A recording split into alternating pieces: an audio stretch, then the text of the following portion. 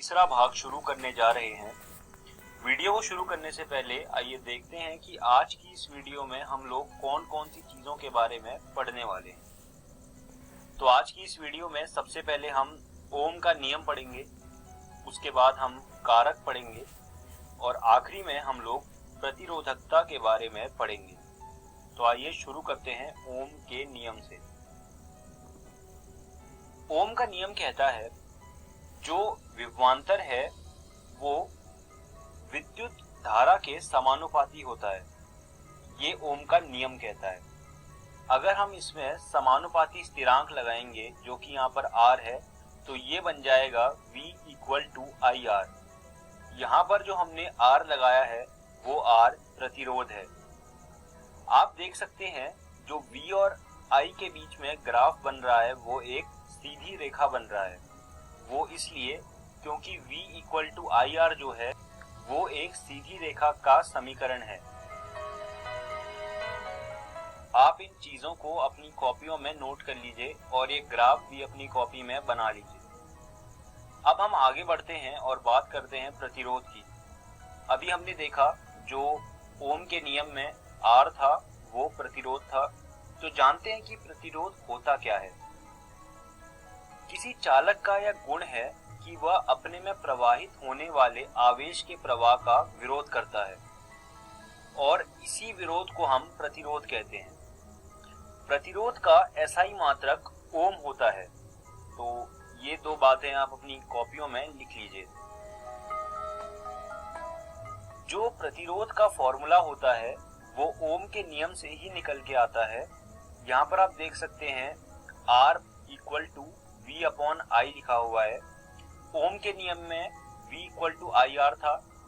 I को हम एक तरफ ले गए तो R बराबर V अपॉन I बचा। तो ये प्रतिरोध का फॉर्मूला है। तो कई बार परीक्षा में सवाल पूछ लिया जाता है कि 1 ओम प्रतिरोध के बारे में बताइए कि ये क्या होता है। तो वहां पर आपको ये लिखना है कि यदि एक चालक के दो सिरों पर विभवांतर 1 वोल्ट है और इसके मध्यम से धारा 1 एम्पियर है तो कंडक्टर का प्रतिरोध R 1 ओम होगा। ये आपको वहां पर लिखना है। अभी आप इस चीज को अपनी कॉपियों में लिख लीजिए।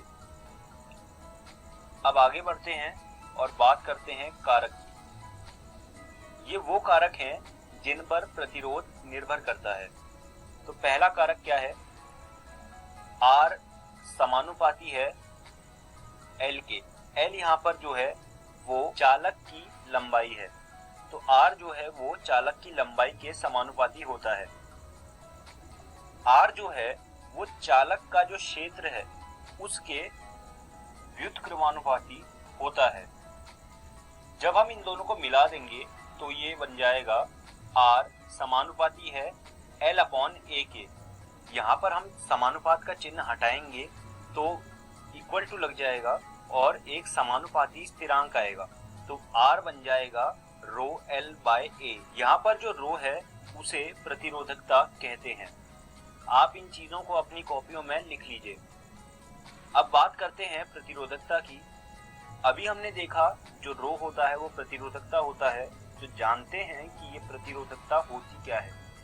रो को पदार्थ की प्रतिरोधकता के रूप में जाना जाता है, जैसा कि मैंने अभी आपको बताया। रो का जो SI मात्रक है वो ओम मीटर है। यह एक पदार्थ का अभिलाक्षणिक गुणधर्म है। तो आप इन चीजों को अपनी कॉपियों में लिख लीजिए। आइए अब जानते हैं कि आज की इस वीडियो में हमने कौन कौन सी चीजें सीखी।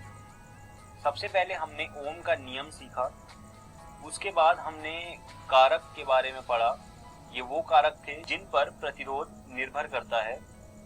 उसके बाद हमने प्रतिरोधकता के बारे में पढ़ा और मैं उम्मीद करता हूँ कि आपको मेरी पढ़ाई हुई सारी चीजें समझ आई होंगी और आपको ये सुझाव देना चाहता हूँ कि आप इन सब चीजों को अपनी NCERT विज्ञान से पढ़ लीजिएगा और इन पर कुछ प्रश्न भी हल कर लीजिएगा। आने वाली वीडियो में हम बात करेंगे श्रेणी क्रम संयोजन की और पार्श्वक्रम संयोजन की। उसके बाद हम पढ़ेंगे तापीय प्रभाव। धन्यवाद। धन्यवाद दोस्तों।